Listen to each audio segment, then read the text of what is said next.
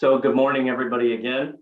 Our next session here is titled Strategies on Virtual Health Deployment and Advancements. And with me today is Maria Brancazio. Maria leads the core patient engagement and digital health team at the Ohio State Wexner Medical Center and has worked in the healthcare information technology industry for over 15 years. Her experience with electronic medical records, patient portals, and virtual health will provide attendees, all of us, with an understanding of evolving telehealth technologies and the importance of incorporating virtual health into day-to-day practice. So Maria, with that, I will turn this over to you. I want to thank you again for joining us this morning and looking forward to hearing what you have to say. I will continue then just to moderate the chat, and as we keep this as engaging as possible. You know, that's one thing we've all learned in this, age of having webinars. It's a little bit more challenging sometimes to engage with the audience. So I would encourage our audience, participate just like you did in the previous session with any chats, questions, comments, etc. Absolutely. Well, thank you. And I hope everyone's having a good morning. I know we just had come off of some really good presentations and kickoff keynotes. So I know I have read many of Ed's books that have been published, and so really want to encourage everyone that you do take advantage of those when those are available, because they have just so many ideas that you can take away and apply to the work that you do every day. So I think really looking forward to those that are coming out in the next couple months.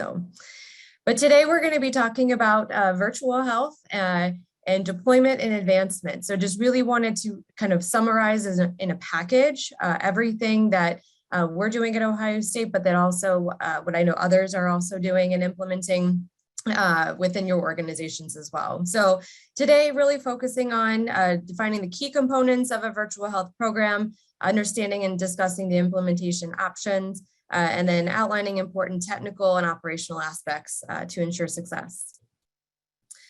So really just starting out, what is virtual healthcare? I think obviously many of us had gotten a big introduction to that within the past couple years. But really, it's that broad term that encompasses the remote capabilities that providers and patients have to connect to manage their healthcare. There have been many different terms over the years, and we're starting to see more of that digital care come into the mix. But really, it's important to think through not only kind of the terminology that has been around for a while now from telemedicine, kind of that providing services to patients in the healthcare space, but really taking a step back and looking at that more of a broad encompassing view of what all can we be doing to manage the patient, not only while we're in person. So with that, there's a lot of terms that have been thrown around within the past couple of years. And so we think of telehealth, we also think of telemedicine. So telehealth is really that delivery of healthcare services via information and communication technologies. So all of the different ways that we can connect to provide healthcare services. So adding in the communications, computer science, informatics, medical technology is also the new mobile technologies to do all of those things that we know are accessible. And then we have telemedicine. So really the treatment of various medical conditions with our technology tools, allowing clinicians to connect with one another or to patients to provide clinical services. And this is really a term that's been around in terms of the billing space for a while. They really leverage the telemedicine service terminology. We have two different types of telemedicine services, and obviously there are different payment methodologies associated to the different aspects. So store and forward, or more of that asynchronous, the capabilities where the provider and the patient are not necessarily together at the same time, but are utilizing technologies to really care for the patient at a non-real-time session. And then conversely, you have the real-time telemedicine services. So the synchronous capability where the provider and the patient whatever provider it may be, are having that kind of real-time connection, whether it be through video, other technologies to manage their condition, et cetera. So really, when we start to look at virtual health opportunities, there's a couple of different aspects that come into play within the past couple of years that really has caused virtual health to be able to flourish within all of our systems. So we have the lowering and the decreasing of technology costs. So many years ago, the devices and the hardware that were needed to supply these services was very costly. Obviously, that has come down significantly, as well as the increase of mobile technologies for patients.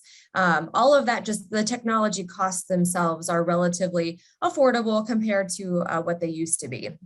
And then obviously we have the technology and advancements that we've had over time that just obviously many of us we're on Zoom now. Many organizations also have a multitude of other technology systems that allow us to connect remotely. As well as just overall technology adoption. So I'll talk a little bit later about some challenges that we had at Ohio State trying to get our providers and our patients to want to use the technologies that are available. But just all of those combined make it a rich environment to allow virtual health and telehealth to really flourish at this point in time where we're at. So benefits of virtual health, obviously the increased access. So overcoming the barriers for those that are not in the same location. There are many patients that live in rural locations that don't have access or easy access to drive to their local clinic or pharmacy, hospital to get services. So the concept of increasing access is key. And a real true benefit of telehealth. Then we also have extending services, so ensuring high quality and specialty coverage to have clinical expertise when needed. So again, kind of the same approach of I don't have to be there to provide the services at the highest level that is possibly possible for the patient. So just continuing to identify the use cases that are beneficial for that. So we'll go into some of that later. Lowering costs, so providing more efficient care. So essentially, if any of you know Ohio State, we're very centrally located with some of our services. We have started to branch out into the various communities, but for a while it had been hard to come to campus and really park in it and access relatively quickly where you're going. And so just the concept of patient travel, clinician travel for hospital care, all of that has the big potential to lower costs for treatment and services. And then ultimately, the goal with any virtual health program is to really improve outcomes. And so I think we're just at the cusp of really getting into this detail and studying what is the true impact of virtual health on patient services in terms of quality. And we definitely want to provide at or higher quality with the virtual experience as much as possible. And I am going to do just a quick check. Are we still okay with the presentation settings? I know I'm getting a little pop-up on my screen. Turn this off. There we go. Hopefully that's a little bit better. Okay, well, as everybody knows, we have experienced the pandemic within the past couple years, and at Ohio State, we had started our telehealth program way before the pandemic, and we had been providing services to our prisoner population. We had a contract with the prison system across Ohio to reduce the travel to the healthcare facilities and really start treating those in the locations that they were at. And so we had a very successful program there. And then a couple of years prior to COVID, we had really started to identify use cases that would benefit from video visits and had started to work and implement that in our primary care spaces, and then branching into special use cases in the specialty areas. But it really was just very, very slow adoption. And there are specific reasons for that.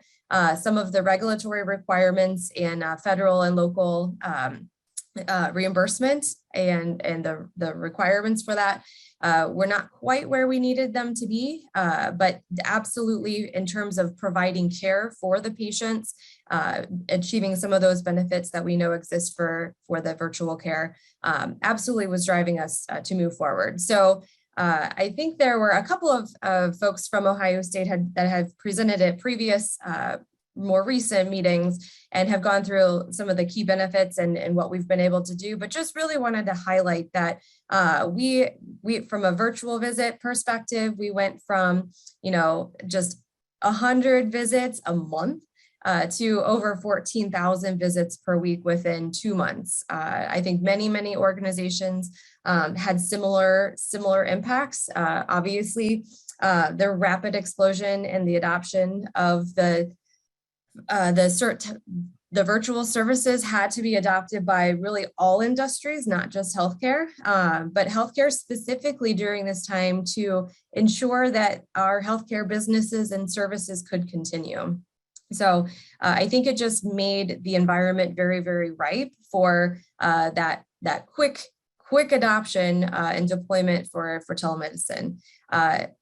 Obviously, there were a lot of things that went into the capability to do that. Access for devices and technology, since not only healthcare, we're vying for cameras and the telehealth service vendors. All of that had to be put in place to be able to make it successful. But many organizations were able to overcome some of those challenges in due time and really create and establish a key footprint into that telehealth space. So really, a virtual health program can span the entire spectrum of care.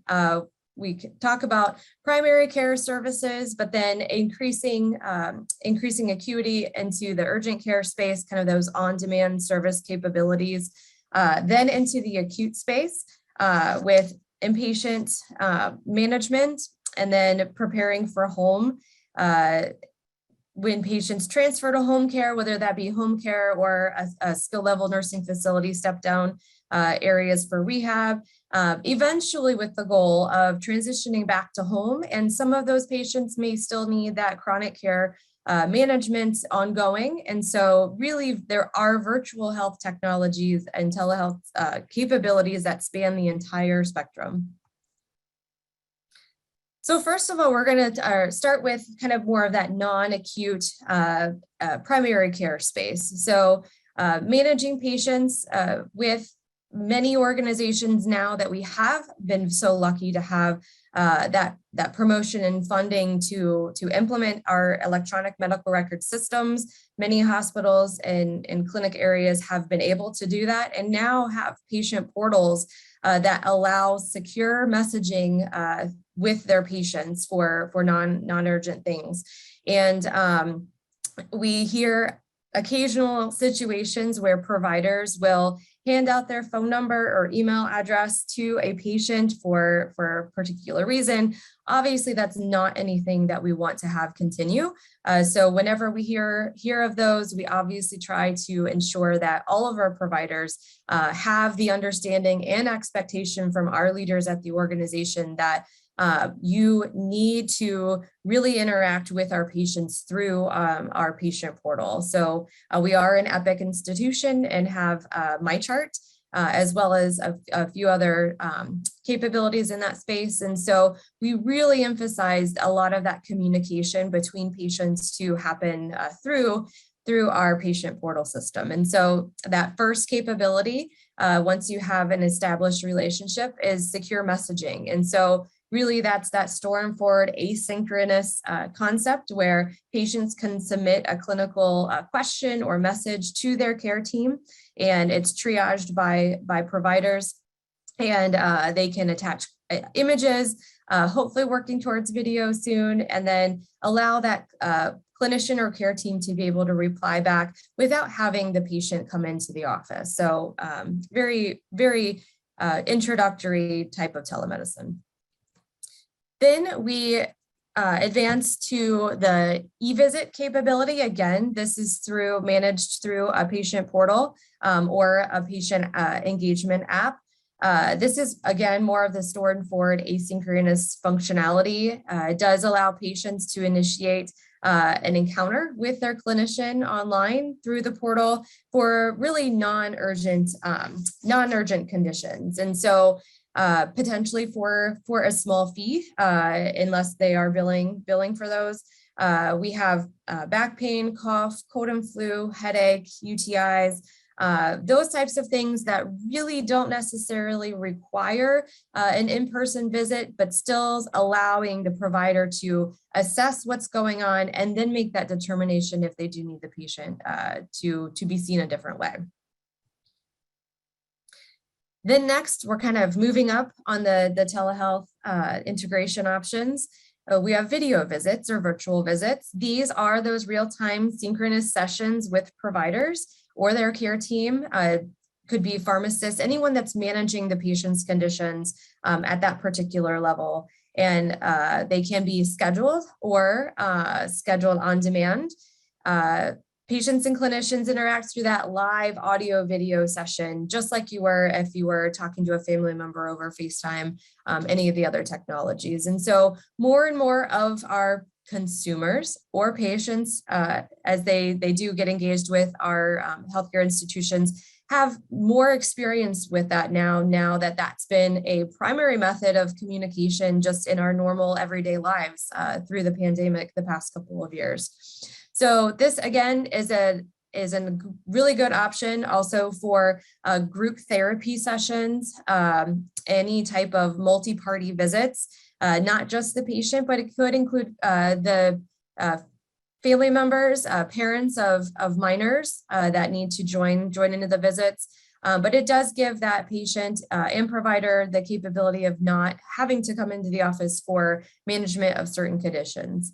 Obviously, if the providers that are working with the patients do determine that they need that more in-person assessment, then recommendation is obviously to come into the office or go to a local clinic to be assessed and then determine what clinical needs need to happen next. With COVID, our implementation for any type of virtual health technology, it's so important to capture the satisfaction not only of the patients that are interfacing with us, but also of the providers and those that are using it on specifically video visits on both ends of the spectrum. So we did, after we deployed our video visit functionality pretty widespread with COVID, we have a very close and strong digital marketing team that works very closely with IT and with our operational areas. And we definitely knew with any new deployment that it's so important to get feedback from the patients. And so really, we had surveyed the patient population, and at that point in time, it was very still, I think, summer of 2020, when we had this survey, 90% of the patients would recommend a telehealth appointment. We have continued that program since. We have not resurveyed the patients, but we typically do that at least on an annual basis. And then on the opposite side of the video visit experience, we have our providers. So this, again, if you remember at Ohio State, it was kind of a very slow approach getting started with video visits. But once that was kind of the only method of seeing patients within COVID, then the providers obviously had to adjust and start using the technologies. And so we wanted to capture feedback from them just to understand what experience they were having. And really, it was interesting, this 67%, what makes a provider choose one platform over another. At the time, we were deploying video visits through our patient portal, through MyChart, but we found that many of our patients, we were, I think at the time, between 50 and 60% patient active on MyChart. And so we knew that left a lot of our patients not on or having that capability. So we did add a new system called UpDocs. And that did fill that void, trying to ensure that we had equity for all of our patients. And so 67% of the providers were wanting to choose the platform to ensure that the patient had ease of access to join. But overall, many of the providers would continue to leverage telehealth, and it was actually made an expectation moving forward that at least 15% or more, depending on the specialty of the providers, did continue that once COVID was progressing. Transitioning into the referring provider space, we also have some functionality called e-consults. And this allows, it's kind of like the secure messaging for patients, but it's between really the providers and clinical care team. So this allows a generalist to submit a message to a specialist, attaching a picture, attaching the patient's chart, but it does allow kind of that the management of care to not occur via a phone call, trying to play phone tag with provider schedules. And we have found that it is very beneficial for the organization. We have over 30 specialties that are live with e-consults, not only within our system, but also extending our system. We have some Community Connect partners that leverage our instance of our electronic medical record and have started to expand those programs in more widespread. So again, very efficient method. The patients then also don't necessarily have to physically go for a referral to the specialist. So as a whole, I think just a lot of satisfaction in all aspects of e-consults. Then transitioning to more of the inpatient space, we have acute consult. So that again is more of that real-time synchronous video capability. It connects inpatients with a provider or specialist in a remote location. It could be in a building next door, a hospital across town, or in our telestroke program instances with hospitals that are around Ohio or elsewhere. That it does eliminate the travel for any in-person or bedside rounding. And then it can also add that additional level of skill and care that is required from a patient, let's say at a rural hospital that might not necessarily have those specialist services that can essentially keep the patient at that location. Next, we have remote patient monitoring. This is kind of that more command center approach where specialists or clinicians can manage a larger population of admitted patients from that centralized location and coordinates with the clinical teams that are on the units. This does provide efficiency for the clinical teams, especially for those patients that might be in, let's say, an ICU setting, and they just need to be monitored to be attended to, but only as really clinically necessary. And so it does have built-in escalations that does allow the clinicians to monitor those patients really all the time to ensure that they're getting the care that they need. And then at Ohio State, we have implemented a remote video sitter program. We've had this live for quite a few years now. We had previously had an in-person sitter program where we would have employee sitters on the care team. And really, it got to be a very expensive service. Over $3 million to support that. And so it was identified as a cost savings, and with the added new technology that we had proposed a remote video sitter program. And at that time, Epic had released some functionality called Epic Monitor. And it did allow us to utilize and create a program that had a monitor tech in that command center location, as well as a runner to provide continuous observation for high-risk patients. This did increase patient safety and then clinical staff efficiency by managing a larger subset of patients, but just keeping an eye on the patients to ensure that they didn't have any clinical issues. Let's say they are having any breathing difficulty, or they remove any lines that would cause the alerts to go off, as well as just elopement for some patients from a concern perspective. So again, we've seen this continues at our hospital, and really provides a good, efficient service for our clinical team, saving a lot of money. And then spanning the spectrum kind of after inpatient care, or could even involve inpatient, but primarily when the patients go home, they can connect through the patient portal with their devices. So we have a lot of patients that obviously are managing hypertension, diabetes, some heart monitoring. There's a host of applications that exist. Some of them can integrate into the EMR, some of them can't right now, but we're working towards that. But specifically through our patient portal with MyChart, we have the capability to support the store and forward kind of readings that patients may be capturing on their devices, and then uploading those through a flow sheet that goes to the clinical team to be able to better manage the patient's care. We also have the capability to turn on some of that real-time data streaming. There's a lot of space and storage considerations for that from a technical perspective that you have to consider, but there is reimbursement associated to this. So there's a lot of, it's a better way to, again, manage patients in their own space without having them always come into the office. And then now we're seeing more and more patient engagement solutions. Being an Epic customer, we have what's called Care Companion.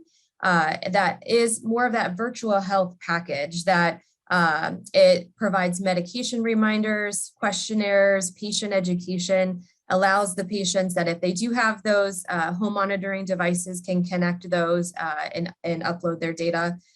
To-do lists, so daily, weekly, monthly items that might be a part of those care plans that are assigned to the patients, as well as positive reinforcement to let patients know that they are doing a good job for the things that we're asking them to do. And then lastly, the system can trigger escalation. So that can go to a care team that's been identified for that particular condition. And then the clinical team can provide intervention, whether that means just a phone call to the patient, a message, or initiate a video visit to see what's going on. So overall, the virtual health program strategy, I had found a really, really great program that had been published by the California Telehealth Resource Center. And so some of those links are in the back of the presentation, but they had released a program strategy document in 2014 that really went through every single aspect. That it was very comprehensive of what you needed to do to build out the virtual health program.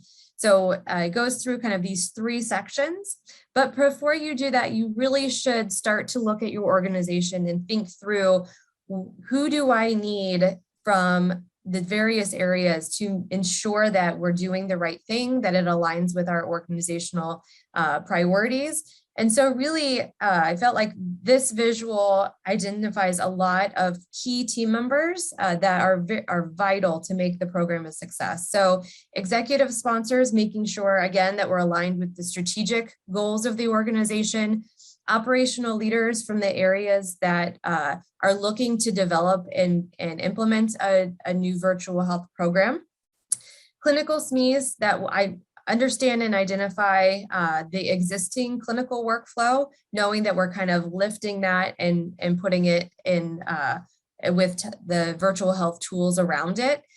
They obviously know exactly what they're doing with the patients now, and then can help convert.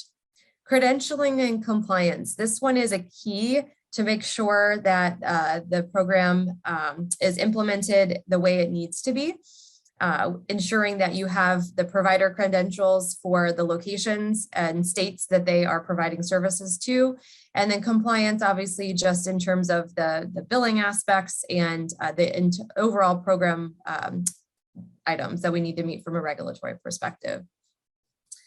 Billing and scheduling. So this is a key operational area that needs to be involved, understanding that we're kind of lifting the in-person process from scheduling in-person visits as well as billing for those. So making sure that the operational areas can support what we're trying to do with the new telehealth transitions. Application coordinators, so really those EMR and technical experts in the system that are implementing the functionality that can support what you're trying to do. The technical team, there's a big reliance on network capability and bandwidth to make sure that the services that you're providing can be reliable. And so making sure that any location that you're putting the telehealth services into can meet those requirements. You might have to make some upgrades with the network in those areas, but ensuring that you have the proper access that needs to make it successful. And then lastly, the training team. That's a key component, especially during COVID, that really helped educate the providers and the clinical teams on how to interact with the patients. That concept of webside manner that many of you have probably heard of needs to carry over through the video technologies. And so just really ensuring that the providers are meeting the goals and understand what capabilities the technology can do.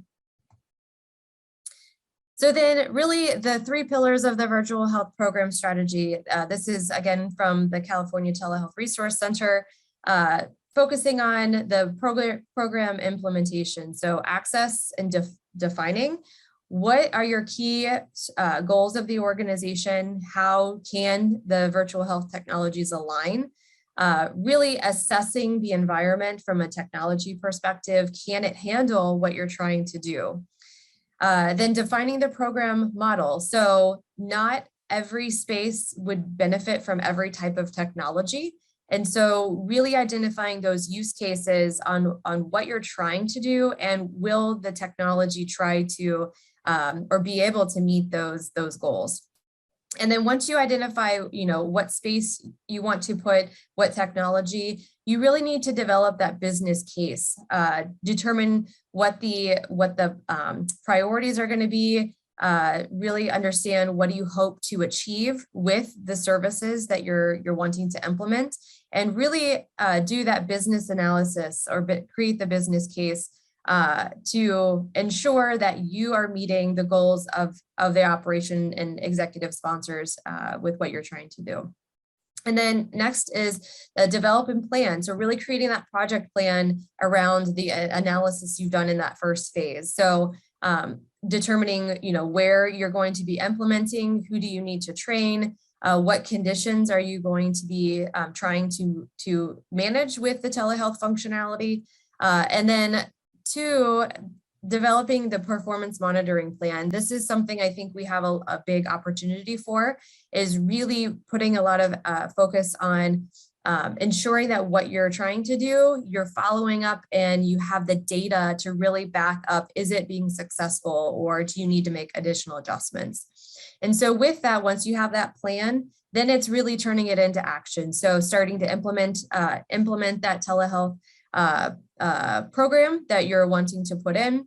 And then lastly, continue that ongoing monitoring for optimization and improvement opportunities. So getting, again, those feedback surveys from patients, from clinicians, just to make sure that it's having the right impact and there's no issues that you're experiencing along the way. So then lastly, really, how can you ensure that what you want to do will be successful? When we've been working through our various virtual health plans and programs, we've come up with a lot of challenges along the way, not only at Ohio State, but we had been giving a presentation to an initiative for global health and speaking to Ethiopia and some other countries that are still trying to establish their programs. And one thing that I had found the week that we were getting ready to talk was their government had actually disabled their internet capability. And so we had to overcome that challenge. But it really, it speaks to that first bullet here is the lack of infrastructure, equipment and or connectivity. And so you need to make sure that the patients as well as the clinical teams have the access to do what you're trying to do. We did talk a lot about the health equity of patients and ensuring that the patients that you're trying to get to also have the connectivity and the capabilities to do so. We've been having a lot of discussion about grants and funding, specifically for patients in rural areas that may need devices or connectivity, and trying to put some things in place to be able to expand in those areas. Then you also have the potential for lack of funding to develop and support telehealth programs. So I think over time, as with the evolution of the electronic medical record, I think earlier someone had referenced, the funding of the federal government to be able to get to where we are today. It's really gone a long way for us to be able to have kind of that next step up to be able to add the telehealth functionality that we need to and have it be successful. And then lack of clinical staff to supply telehealth services. So again, we need to be able to be meeting the expectations for patient services within the spaces. And so trying to make sure that you're meeting the requirements, whether it be just the clinical management program, making sure that you have the staff to be able to devote to it. So you don't want to turn it on if you don't have the staff to support it. Lack of patient and provider engagement. So this is one, again, over time that COVID has really allowed to flourish, if you will. But just making sure that patients are willing to connect to the providers in the method that you're trying to. Otherwise, it won't be successful. Competing healthcare and or system priorities. So again, this kind of comes into staffing the virtual health or telehealth teams to be able to do what the organization wants to do. And so if there is any concern with other focus areas that are a higher priority that might be taking away from the focus for what the team can do, obviously it has to be supported from the very, very top.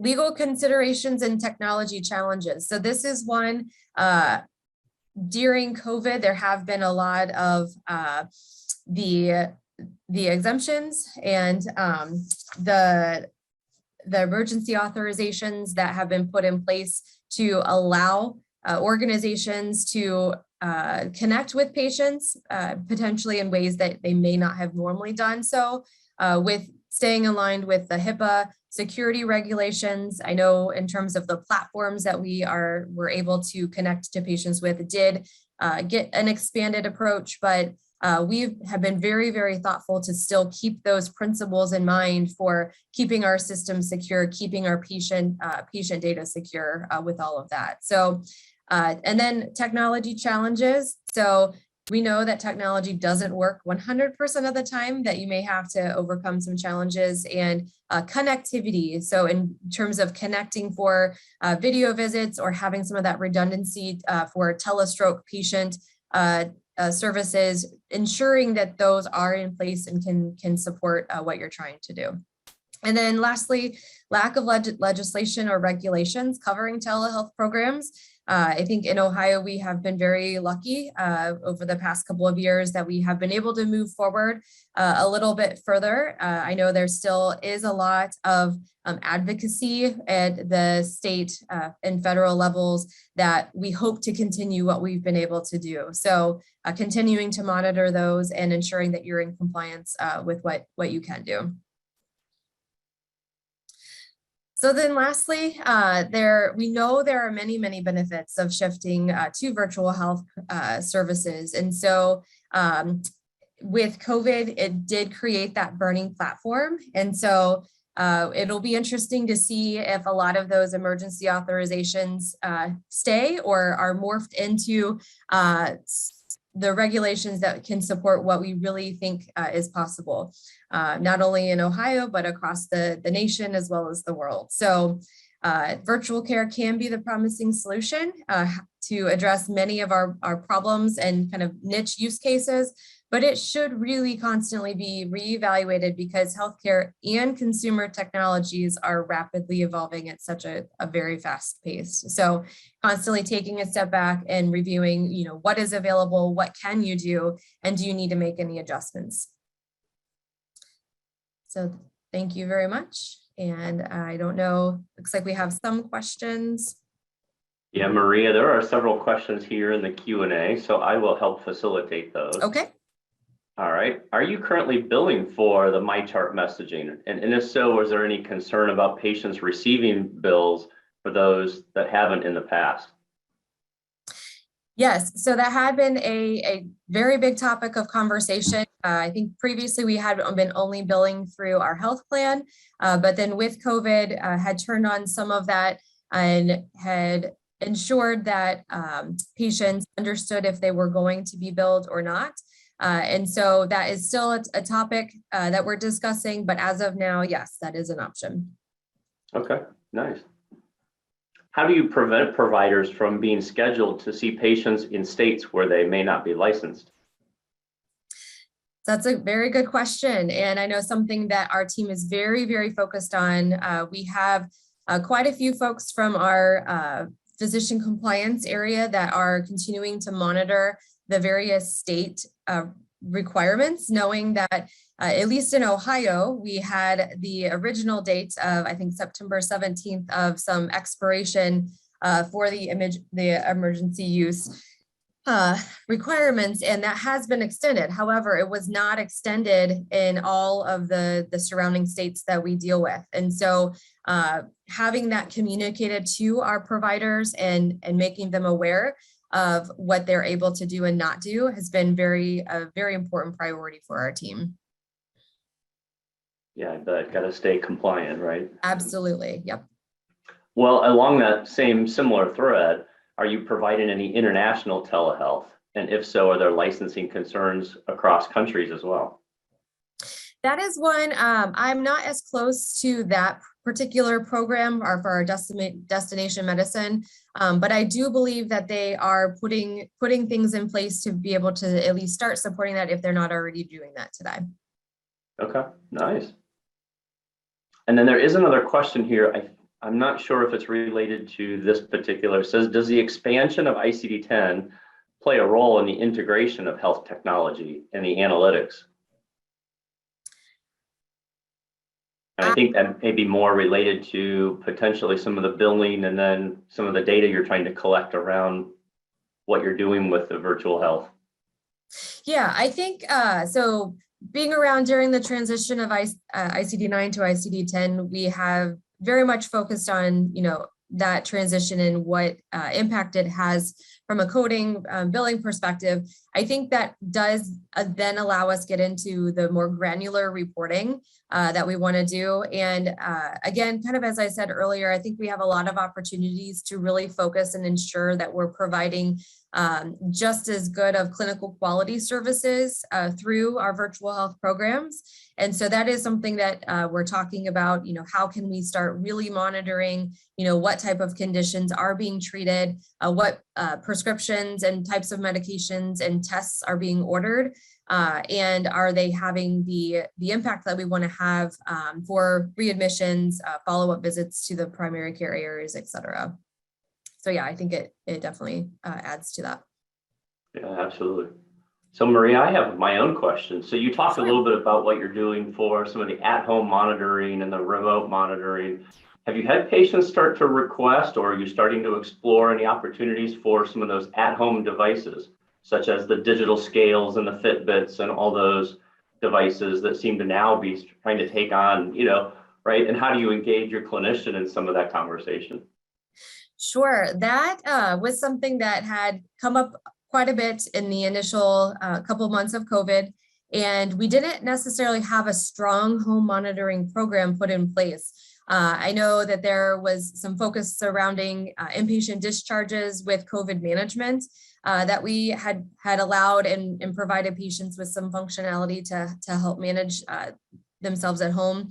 But in terms of kind of that patient demand for those services, I have not heard that patients are kind of demanding those services. It's more of, we want to ensure, because we know that those technologies exist, that we can meet those expectations. And so from our team, we make sure that we have the functionality within our EMR that can allow us to do that, but then also starting to really do a lot of investigation into that home technology space, whether that means purchasing with the devices from a vendor solution, whether that means putting together a program internally that we can support that.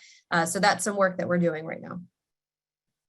No, very interesting. I recall a couple of years ago, we had a guest presenter back when we were at an in-person event, who talked a little bit about, how his blood pressure and his heart rate goes up every time he goes in to see his physician, and how he was trying to just determine this idea of, is the recorded values that I have with my provider in their medical chart, in Epic, is it different than when I'm at home and I'm relaxing and, 99% of the other time. And he kept trying to, talk to us a little bit about his Fitbit and some of what he was trying to, normally my heart rate is, X. And for some reason, when I'm here talking with you, it goes up, Yes, it's so funny you bring that up. One of our key clinicians that is probably our most progressive provider in this space, may have been the same person, I don't know for sure, but absolutely that concept of what clinically changes when you're in that office, surrounded by the white coats, and how that impacts anxiety and other readings is, I think, something I would be really interested in seeing if there's been any studies around that. That's very prevalent. Or maybe you guys can help us with some of those studies. Yes, absolutely. I'll circulate that topic. So I'm checking the Q&A and the chat here, and I don't see anything new there. So, but I truly appreciate you getting a chance to join us and sharing that. This whole world of this digital explosion and virtual health is really making us all rethink, what healthcare is going to look like even 5 and 10 years from now. As Absolutely. Devices and all this connectivity is all being addressed, the idea of hospitals and health systems and doctors be able to reach out to wherever the patients are, and right, even people who might be on vacation or traveling, be able to connect with their physicians, and right, something that hadn't been heard of, 10, 20 years ago. Absolutely. So exciting. It is very good. I love the work you guys are doing. Great. Any final comments, questions? Maria, do you have any parting words of wisdom as others on our audience are looking to jump into or already trying to expand their virtual health offerings? Sure. I think just not letting the terminology trip anybody up. I am calling this virtual health. I know digital health is also becoming even more of a prominent term, but just really ensure that you're aligned with what the organization is willing to support, and that you have the adoption and financial support to be able to do that, as well as never underestimate the impact of assessing the programs and constantly kind of fine tuning and making improvements over time. Very, very key to ensure success. Very good.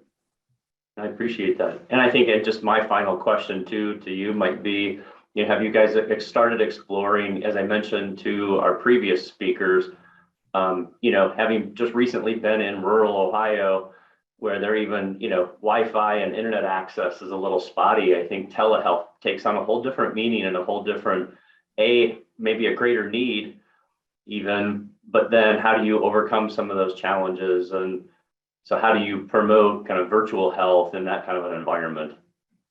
I'm just curious if you're exploring that. Sure. I think just ensuring that you are able to meet kind of or have that health equity hat on, and ensure that you understand what capability the patients can and the services that they have accessible where they are.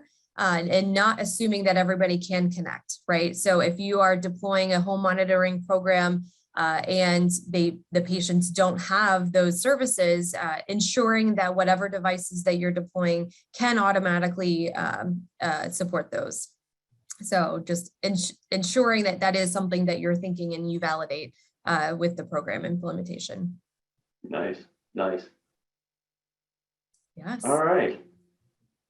We are almost at the top of the hour. So Maria, thank you again so much for sharing this. This is fabulous. Great, thank you. And I really look forward to how others are able to grow their programs and look forward to hear more from all of you as well. Sounds good. Well, thank you again. And if others have questions or want to continue posting comments either in the Q&A or in the chat, please feel free to do so. We'll continue to circle back. And if it's a speaker who has already left us, just make sure you put that in the chat somewhere. And we can try to reach back out to some of those folks and ask those for some follow-up, Q&As. So, all right. Great, thank you. Thank you so much.